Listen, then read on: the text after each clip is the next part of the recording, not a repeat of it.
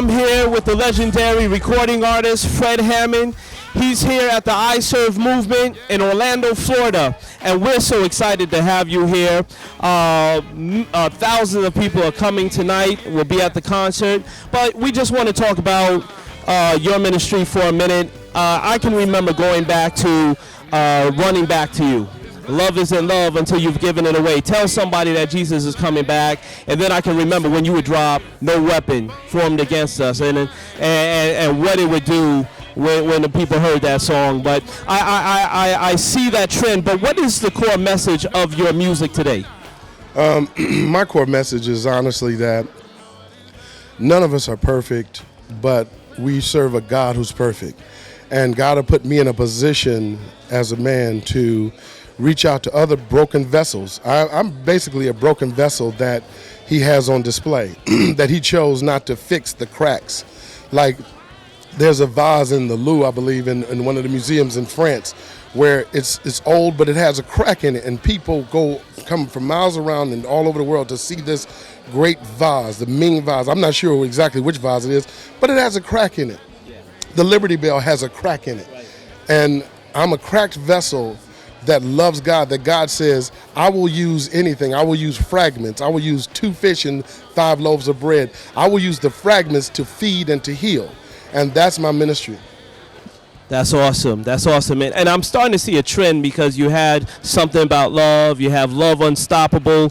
What in your personal experience has led you to this love theme? Because I know some people had even speculated you're leaving gospel music, but you're not leaving gospel. But you're talking about love. What in your personal experience has led to this?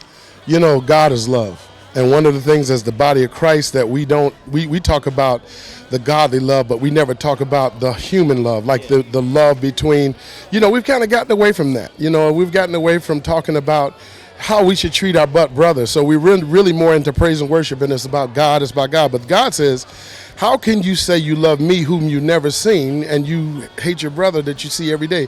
We don't sing about our brother or our sister. Now, I'm going to tackle a subject that is very probably controversial to the church, and I don't know why, but it is. It's been a taboo, and that is romantic love, eros love between a man and a woman. And we're afraid to say it a certain way. We're afraid to use certain terms like darling or baby or honey or sweetie or you are my baby.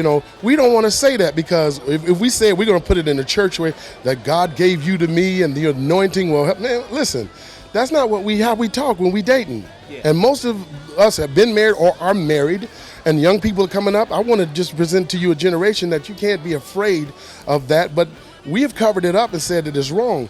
When we skip right over Psalms, Proverbs, we skip right over and go to Ecclesiastes. We go way away from Songs of Solomon. We don't touch that book. Right. Yet God thought it important enough to put that book in there. Right. But we won't deal with it. And so therefore I will deal with what God deals with. And therefore I've understood that love is the most important thing in my life. God is love. He's the most important thing. But love, he said his last commandment, Jesus said, the last commandment I'm going to give you. He could have said, now remember to stay holy because I'm holy. He said, walk upright before me, worship and adore me. He could have said that. He said, I want you to love one another the way that I and the Father loved you. Now I'm about to show you how I loved you. And he went to the cross.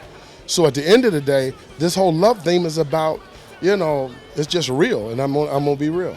And that's what's up. And you know what? I like that we're talking about love, because we have so many families in the church, probably even more than outside the church, getting divorced and going through some hardcore issues.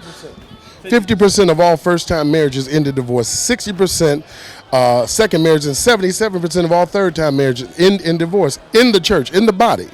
And the divorce rate is higher, 40% higher amongst believers than non-believers. And so something's wrong. What do you want to say to families that are really struggling in their relationships and going through some hardcore issues? I think that the main thing that wrecks families, and I can speak firsthand. I have a good former wife. She's a godly woman and everything, and I have no ill to say about her. But I can say this: in most families, anytime you have 2 visions, you have division. You have to have one vision. You have to come together and be in agreement. Can two walk except they be agreed? Can a house divided cannot stand?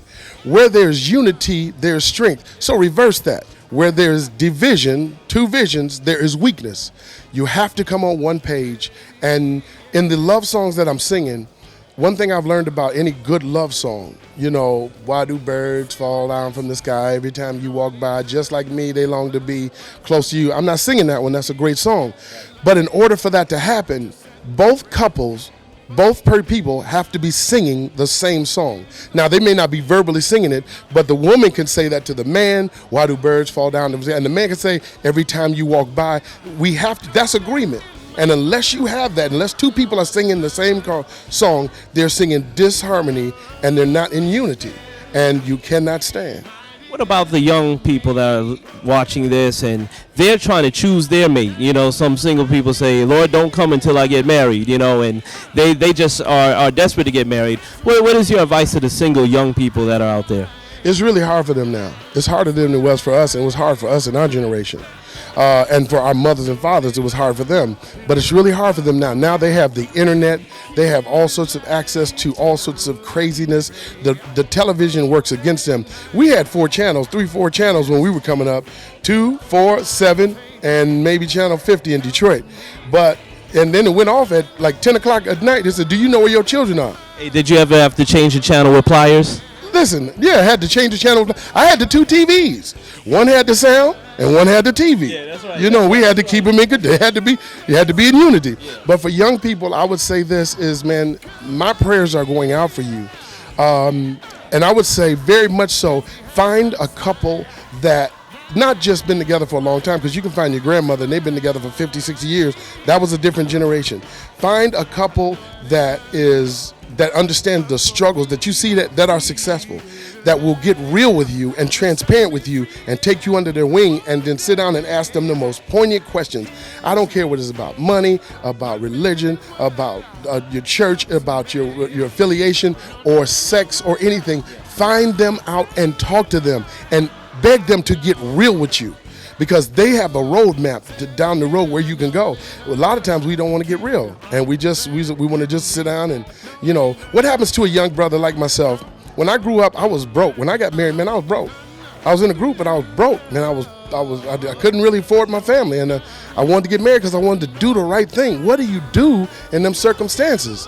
But then all of a sudden, life started changing for me, and the division started coming because now I started becoming Fred, and all of a sudden now it required more work than ever. This goes in anything, whether you are a computer person, or whether you work at Best Buy, or whether you were a head of a corporation. You may start in the mailroom. You may marry somebody in the mailroom, but as they grow up, they're intelligent, and it's going to take time, and they may become a lawyer or whatever. Their life is going to change. You have got to be able to adapt with the seasons. As the seasons come along, you got to be able to adapt. And I said a lot in a short period of time, and I'm probably going to do some workshops on this down the road to help some people. That's, this is what it is. Well, I think that's a wonderful story, and I think you spoke straight to the issue at hand. We have some young people here, young Adventists here, that have gone out into the community. They have reached out to people, and they're giving back. And that's what this whole iServe movement is about. What do you want to say to those young people that are really striving to do what's God's will? Never, ever, ever lose that heart.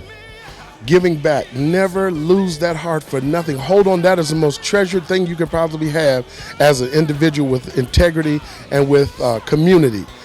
Never lose that ability to want to give or to want to help somebody else or to want to give of what you have. This is what Christian life is all about.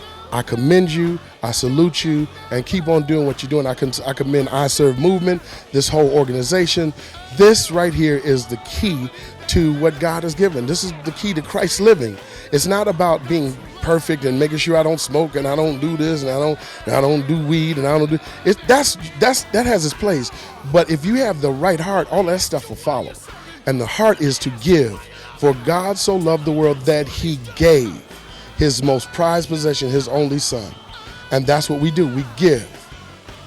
Listen, that's powerful. And we want to let you know that the Adventist youth are praying for you and praying for much more success in the Lord, and that your messages will penetrate the hearts.